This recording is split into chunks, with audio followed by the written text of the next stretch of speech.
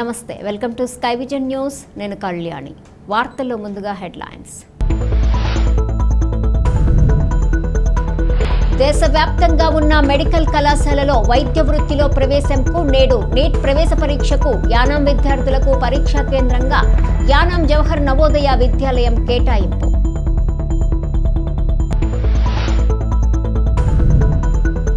ఈ నెల 12న కాకినాడలో జరగబోవు మాలల మహారణ రణబేరి చెలో కాకినాడ విజయవంతం చేయాలని పిలుపునిచ్చిన ఐపోలవరం మాల మహానాడు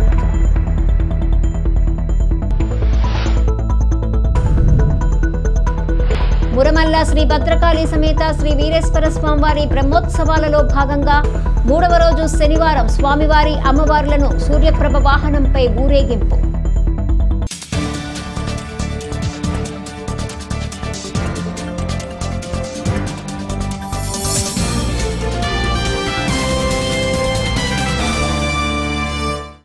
దేశవ్యాప్తంగా ఉన్న మెడికల్ కళాశాలలో వైద్య వృత్తిలో ప్రవేశంకు ఈ నెల 4వ తేదీన ప్రతిష్టాత్మకంగా నిర్వహిస్తున్న నీట్ ప్రవేశ పరీక్షకు సంబంధించి ఇన్విజిలేటర్లకు శిక్షణ కార్యక్రమాన్ని నిర్వహించారు. యానాం విద్యార్థులకు పరీక్ష కేంద్రంగా యానాం జవహర్ నవోదయ విద్యాలయం కేటాయించడం జరిగింది. ఈ పరీక్షకు యానాంలో 134 మంది విద్యార్థులు హాజరు కానున్నారు. ఉదయం 11 గంటల నుండి మధ్యాహ్నం 1:30 వరకు విద్యార్థులు పరీక్షా కేంద్రంలోకి అనుమతి ఇవ్వటం జరుగుతుందన్నారు. అనంతరం 1 నిమిషం ఆలస్యమైన అనుమతించేది లేదన్నారు. మధ్యాహ్నం 2 గంటల నుండి సాయంత్రం 5 గంటల వరకు పరీక్ష జరగనుందన్నారు. విద్యార్థులు అడ్మిట్ కార్డుతో పాటు 2 పాస్పోర్ట్ సైజ్ ఫోటోలు, ప్రభుత్వ గుర్తింపు పొంది ఫోటోతో కూడిన ఐడెంటిటీ కార్డు తీసుకురావాలన్నారు. నీట్ నిబంధనలకు అనుగుణంగా డ్రెస్ కోడ్ ధరించాలన్నారు. ఈ సందర్భంగా యానాం జవహర్ నవోదయ విద్యాలయంలో 8 గంటలకు శిక్షణ కార్యక్రమంలో ఆర్ఏ మునిస్వామి, విద్యాలయ సమితి ప్రతినిధులు ప్రకాష్ రావు, యానం విద్యాశాఖ శరత్ చంద్ర, కీర్తి, ఇతర అధికారులు తదితరులు పాల్గొన్నారు.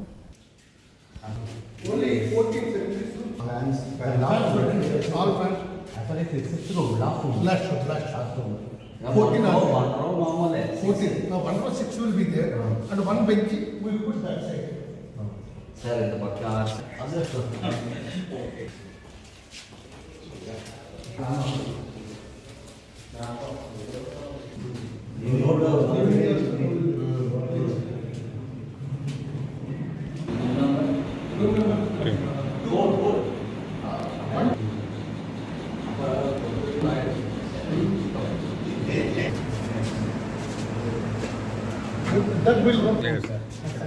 Sir, clear it. Next day, tomorrow. One day we have opened only 6 rooms. That exam is other rooms. It is 7th or 8th time we say and every time they finish the exam is a colorful matter. After our assessment exam, even though we are far away, 8-20 kilometers away, but you are the first step. And our people also, some more people are Taiwan, the first. So, I wish you a best wishes to you all, and I hope this time also, as usually, we finish the task. Thank you. 140 హాల్లోకి వచ్చే time 140 తర్వాత స్టూడెంట్ని allow చేయాలి, హాల్లో camera allow చేయాలి. తర్వాత మీకు 15 minutes ముందు మీరు డోర్ క్లోజ్ చేసి exam 15 minutes 4:45 you close the doors.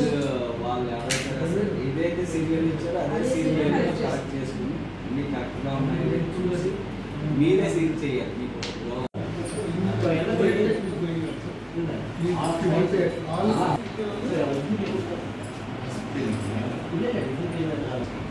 Science faculty science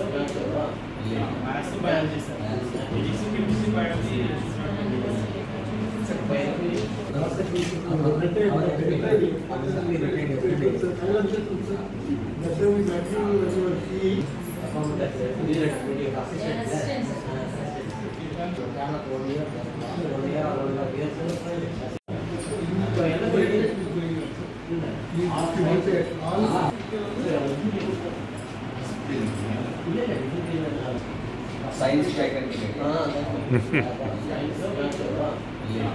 Biology, sir.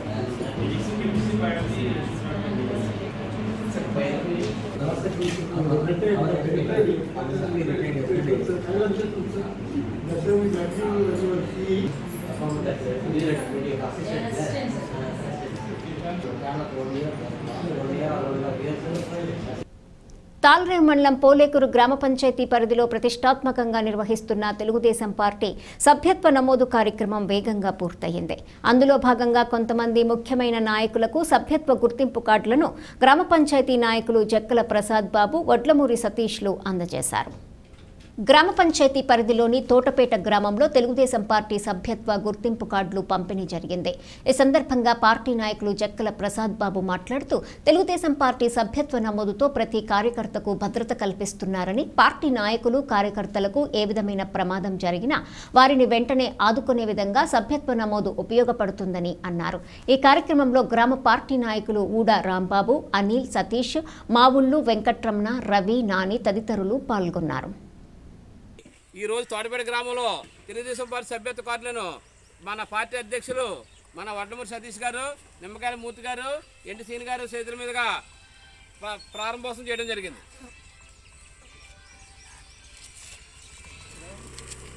దాని నుంచి అందరూ బాబు అందులో అంటే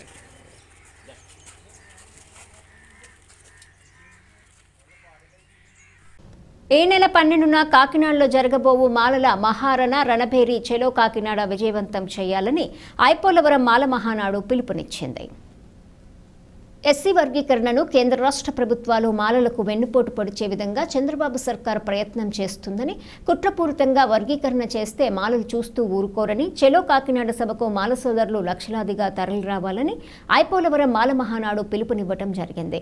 ఈ సమావేశంలో సభ అధ్యక్షులు కాశీ పరివాజకుమార్, మండల మాల మహానాడు అధ్యక్షులు రేవు శ్రీను, వడ్డీ గౌతమ్, మట్టా గగనవీరుడు, మూలపర్తి శ్రీను, కొండపూడి సురేష్, ఎన్ Ramakrishna, Peyyala Parasuramudu, Jalli Srinivas, Y Balaraju, S Baburao, N Raju, U Sivaraju, G Prasad తదితరులు పాల్గొన్నారు.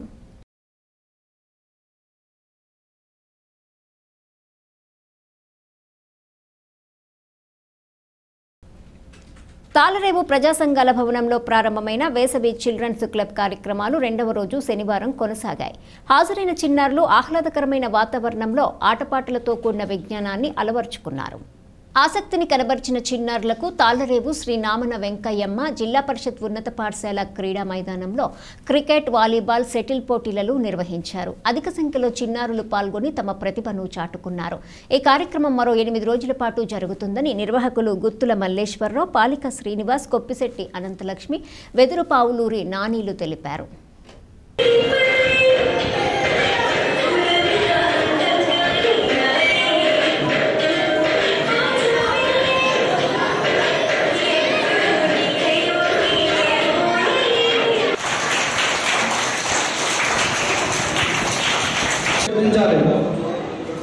మరి జానపద గేయం పాడడానికి ప్రధాన ఉద్దేశం ఏమిటంటే, మనకి అనేక మంది కవులు అనేక ప్రేమ కావ్యాలు రాయడం జరిగింది. వాళ్ళు ఇసుకెత్తిపోయిన తర్వాత ఇటువంటి పాటలు రాయడం జరిగింది. ఇప్పుడు ఆ పాట పాడుతున్నాను.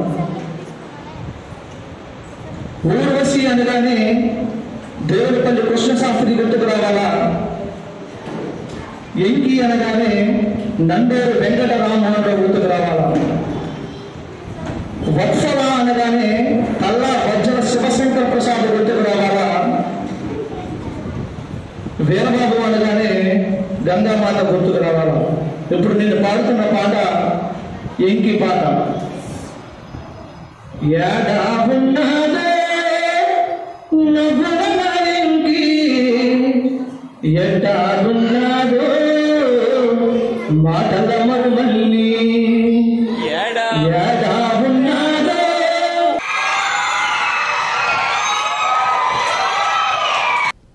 ధాన్యం కేంద్ర ప్రభుత్వం ప్రకటించిన మద్దతు ధరకే కొనుగోలు చేయాలని, రైతులు కూడా రైతు సేవా కేంద్రాల ద్వారా సీఎంఆర్కే అమ్మాలని, అప్పుడు మాత్రమే పూర్తి మద్దతు ధర వస్తుందని ఏపీ కౌలు రైతుల సంఘం జిల్లా కార్యదర్శి వల్లు రాజబాబు అన్నారు. కాకినాడ జిల్లా కాజులూరు మండలము వంటితాడిశీల మంజేరు గ్రామాల్లో పర్యటించారు. ఈ సందర్భంగా ఆయన మాట్లాడుతూ ప్రభుత్వం ప్రకటించిన మద్దతు ధరకే ధాన్యం కొనుగోలు చేయాలని, కొంతమంది మిల్లర్స్ ప్రైవేటు వ్యక్తుల ద్వారా కురిసిన కొద్దిపాటి వర్షానికి ఆ వంకతో తక్కువ ధరకు కొనుగోలు చేస్తున్నారని అన్నారు. ఎప్పటికే ప్రభుత్వం ఇస్తున్న మద్దతు ధర రైతులు పెట్టిన పెట్టుబడికి ఏమాత్రం సరిపోదని, రైతాంగం అప్పుల పాలవుతున్నారని, వ్యవసాయ ఖర్చులు పెరిగిన కారణంగా రైతులకు ఏమీ మిగలటం లేదని అన్నారు. ప్రభుత్వం చెప్తున్నా దానికి మిల్లర్లు మధ్యవర్తుల ద్వారా కొనుగోలు చేస్తున్న దానికి పొంతన లేదని, ఇప్పటివరకు 75 కేజీల బస్తాకు 1725 రూపాయలు ఇవ్వవలసి ఉండగా అందులో 100 రూపాయలు ఖర్చులు తీసేసిన 1625 రూపాయలు ఇవ్వవలసి ఉండగా 1550 రూపాయలకు మాత్రమే కొంటామని మిల్లర్లు అంటున్నారని అన్నారు. దీనికంతటికీ కారణం రైతు సేవా కేంద్రాల వద్ద కాటా మరియు జట్టు లేకపోవటమే కారణమన్నారు. ఈ రెండు ఉన్న ధాన్యం సావుకారులను రైతులు ఆశ్రయిస్తున్నారని, అందుకే ధర తగ్గించి కొంటున్నారని, ప్రభుత్వం రైతుల పక్షాన ఆలోచించే ఉద్దేశం ఉంటే కాటా మరియు జట్టు రైతు సేవా కేంద్రాల ద్వారా ఏర్పాటు చేయాలని, అప్పుడు మాత్రమే రైతులకు మేలు జరుగుతుందని అన్నారు. ఈ కార్యక్రమంలో దండంకి సమర్పణరావు, ఆర్ సత్యనారాయణ, ఎస్ ముసలయ్య మరియు కౌలు రైతులు పాల్గొన్నారు. ప్రభుత్వం ఇక్కడ సరైనటువంటి తూకం, అలాగే సంచులు, అలాగే జట్టు ఇవన్నీ లేకపోవడం వల్ల సీఎంఆర్ ద్వారా రైతులు తీయలేకపోతున్నటువంటి పరిస్థితి కనబడతా ఉన్నది. ఇవన్నీ కూడా సావుకారుల దగ్గర ఉన్నాయి కాబట్టి సావుకారులు డైరెక్ట్గా వచ్చి వీళ్ళ దగ్గర ఉన్నటువంటి ధాన్యాన్ని తక్కువ ధరకి కొనుగోలు చేయాలని చెప్పి మిల్లర్లు ఎవరైతే ఉన్నారో మిల్లర్లే సావుకారుల ద్వారా కొనిపిస్తూ ఉన్నారో. ఈ కొనిపించడం వల్ల రైతాంగానికి 1725 రూపాయలు రావాల్సింది పోయి ఇప్పుడు 1500, 1550 ఇలాగా తక్కువ ధరకు కొనుగోలు చేసి రైతాంగాన్ని దోపిడీ చేస్తున్నటువంటి పరిస్థితి. ఒక రైతు సుమారు 1 ఎకరం భూమి ఉడిస్తే సుమారు ఒక 50 బస్తాలు పడితే 50 బస్తాలకి సుమారు 7500 రూపాయలు పోతా ఉన్నది. అలాగే 5 ఎకరాలు ఊడిసిన రైతు 5 ఏళ్ళు 35,000 రూపాయలు నష్టపోవాల్సి వస్తూ ఉన్నది. ఆరుగాలం కష్టపడి పండించి పుస్తులు తాగడెట్టి వ్యవసాయం చేసి ఈ కౌలు రైతులందరూ కూడా నష్టపోవాల్సిందేనని చెప్పి ప్రభుత్వాన్ని అడుగుతా ఉన్నాం. అందుచేత ఏదైతే రైతు భరోసా కేంద్రాలు పెట్టారో ఈ రైతు భరోసా కేంద్రాల ద్వారానే ప్రభుత్వం కొనుగోలు చేయాలి. ఈ రైతు భరోసా కేంద్రాల వద్దే తూకం సంబంధించినటువంటి అలాగే జట్టు కానీ అలాగే గోను సంచులు కానీ అన్నీ కూడా రైతు భరోసా కేంద్రాల ద్వారా సిద్ధం చేసుకుని రైతుల దగ్గరికి స్వయంగా వచ్చి కొనుగోలు చేస్తే రైతులు మోసపోకుండా నష్టపోకుండా ఉంటారు. కాబట్టి ప్రభుత్వం ఆ దిశగా ఆలోచించాలని చెప్పి నేను డిమాండ్ చేస్తాను. లేని పక్షంలో రైతాంగాన్ని కూడా కూడగట్టి ఈ రైతుల్ని ఎవరైతే నష్టం జరుగుతుందో వీళ్ళందరికీ న్యాయం చేయవలసిందిగా మరి ప్రభుత్వాన్ని డిమాండ్ చేస్తాను. నిత్య కళ్యాణం పంచతోరణంగా విరాజిల్లుతున్న మురమల్ల శ్రీ భద్రకాళి సమేత శ్రీ వీరేశ్వర స్వామివారి బ్రహ్మోత్సవాలలో భాగంగా 3వ రోజు శనివారం స్వామివారి అమ్మవార్లను సూర్యప్రభ వాహనంపై ఊరేగిస్తూ గ్రామోత్సవం జరిపారు. ఆలయ అర్చకులు శైవాగమ పండితులు బ్రహ్మశ్రీ యనమండ్ర సత్యసీతారామ శర్మ ఆధ్వర్యంలో జరుగుతున్న ఈ కార్యక్రమంలో భాగంగా ఉదయము గవ్యాంతము స్వామివార్లకు పంచవిశంతి కలశ స్థాపన, పూర్వక అభిషేకము, సరస్వతి హోమము, సాయంత్రము స్వామివారిని అమ్మవారిని సూర్యప్రభ వాహనంపై ఊరేగించారు. భద్రకాళి వీరేశ్వర స్వామివారి మూల విరాట్లను పచ్చి పూలతో సర్వాంగ సుందరంగా అలంకరించారు. ఆలయ సహాయ కమిషనర్ మరియు కార్యనిర్వహణాధికారి మాచిరాజు లక్ష్మీనారాయణ పర్యవేక్షించారు. 4వ రోజు కార్యక్రమాలు నేడు గవ్యాంతము, స్వామివార్లకు విశేష అభిషేకము, చండీ హోమము, కళాహోమములు, సాయంత్రము స్వామివార్లను నందివాహనంపై ఊరేగింపు, సదస్యము, సభాపూజ, పండిత సత్కారము తదితర కార్యక్రమాలు జరగనున్నట్లు అధికారులు తెలిపారు. महादेवाय त्र्यंबकाय त्रिपुरांधकाय त्रिगाग्रिकालाय कालाग्निरुद्राय मृत्युंजयाय सर्वेश्वराय सदाशिवाय श्रीमन्महादेवाय नमः। ईशान्यपदय नमो नमो वृक्षेभ्यो हरिकेशेतावने क्षेत्राम्पदय नमो वसुताय अन्याय वराणाम्पदय नमो नमो लोहिताय स्थपदये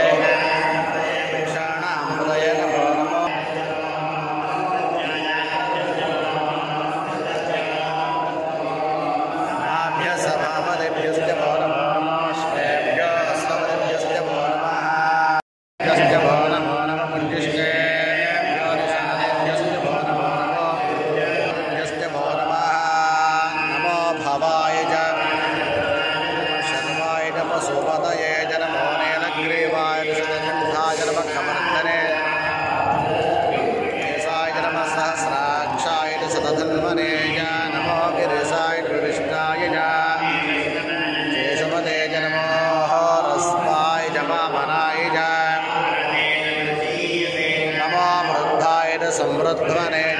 తాళరేవు గ్రామం కేశవపురంలోని శ్రీ రామాలయ పునర్నిర్మాణ కార్యక్రమం శనివారం ప్రారంభమైంది.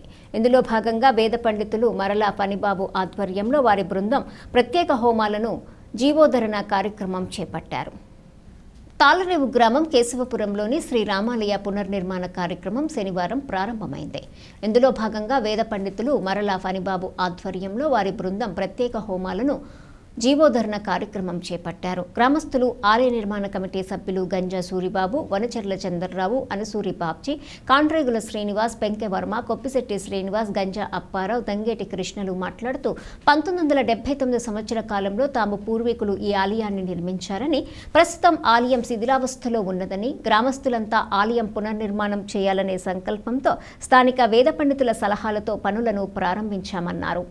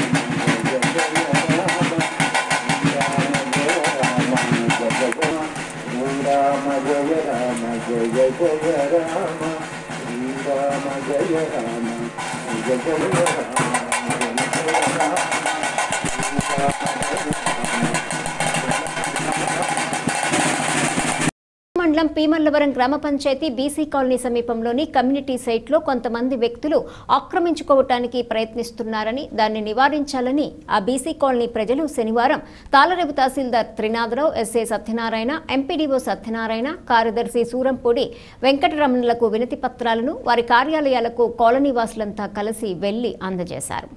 ఈ సంఘటనపై పీమల్లవరం గ్రామ పంచాయతీకి చెందిన కార్యదర్శి సూరంపూడి వెంకటరమణ విలేకరులను వివరణ కోరగా ఆ స్థలం పంచాయతీకి చెందిందని, ఎవరు ఏ కట్టడాలు చేసినా పంచాయతీ తీర్మానంతో చేయాలని ఆయన తెలియజేశారు. పంచాయతీ వారి సభ్యులందరి ఆమోదం లేకుండా ఏ విధమైన కార్యకలాపాలు ఆ స్థలంలో నిర్వహించినా చర్యలు తప్పవని తెలిపారు. అనంతరం బీసీ కాలనీ వాసులు మాట్లాడుతూ గత 40 సంవత్సరాల నుండి తమ కాలనీ ప్రజలు ఆ స్థలాన్ని ఇంట్లో జరిగే శుభ కార్యకలాపాలకు వాడుకుంటున్నామని, దాన్ని మరొకరు ఆక్రమిస్తే తమకు తీవ్ర ఇబ్బందులు ఎదుర్కొంటామని, అందువల్ల ఆ స్థలాన్ని బీసీ కాలనీ ప్రజలకు అనువుగా ఉంచాలని వారు డిమాండ్ చేశారు. కాలనీ అవసరాల నిమిత్తం కొంత స్థలం ఉంచడం జరిగింది.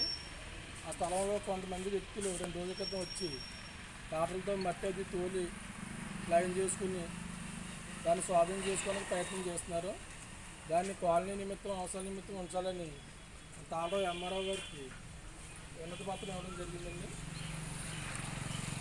పేరు పి మల్లవరం అండి. మేము బీసీ కాలనీ తరఫున అడుగుతున్నాము. మా స్థలం మాకు ఉండేలాగా మేము పోరాటం చేస్తున్నామండి. మా స్థలాన్ని ఎవరో కబ్జా చేయకుండా అది మాకే ఉండేలాగా మేము కొన్ని అవసరాల కోసం ఉంచుకున్నామండి. దాన్ని అలాగే ఉండాలని, మా ప్రయత్నం వ్యర్థం కాకూడదని దీన్ని సఫలం చేయమని కోరుకుంటున్నాము.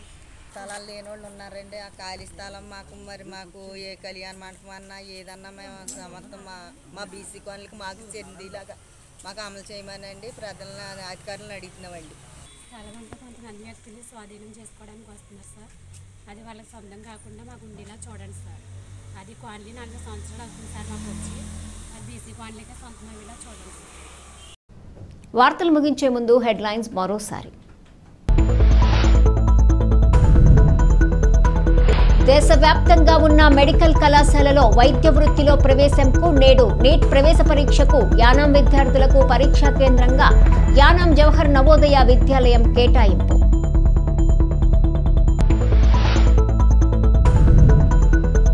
ఈ నెల 12న కాకినాడలో జరగబోవు మాలల మహారణ రణబేరి చెలో కాకినాడ విజయవంతం చేయాలని పిలుపునిచ్చిన ఐపోలవరం మాల మహానాడు.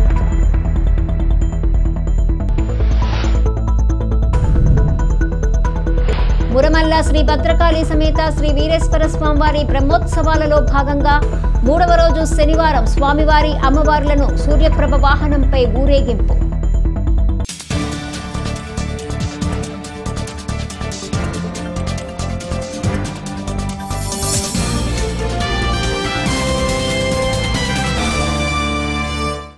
ఈ వార్తలు ఇంతటితో సమాప్తం. తిరిగి ప్రసారమయ్యే స్కై విజన్ న్యూస్లో మళ్ళీ కలుసుకుందాం. అంతవరకు సెలవు. నమస్తే.